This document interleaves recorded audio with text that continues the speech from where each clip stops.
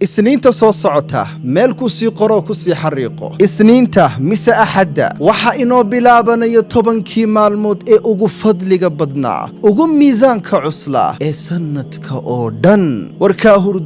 hurdada ka kac warkan sii jeedow ii soo jeeso ilaahay baa ku dhaaranayo leh wal fajri walayaalin cashr waxaan ku dhaartay 10ka maalmood nabiga calayhi salaatu wasalaamna wuxuu yiri amal wanaagsan oo la sameeyaa oo ilaahay kaga jecel badan yahay maalmahan ma jiraan asxaabtii baa yaabo waxay dhaheen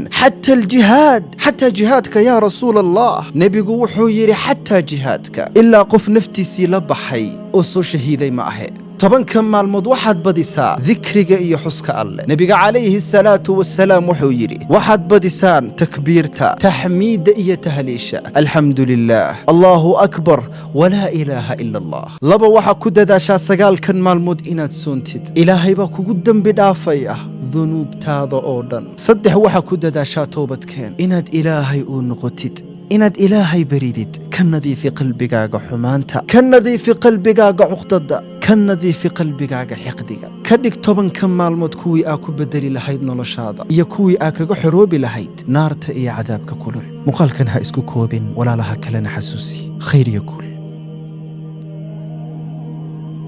salaam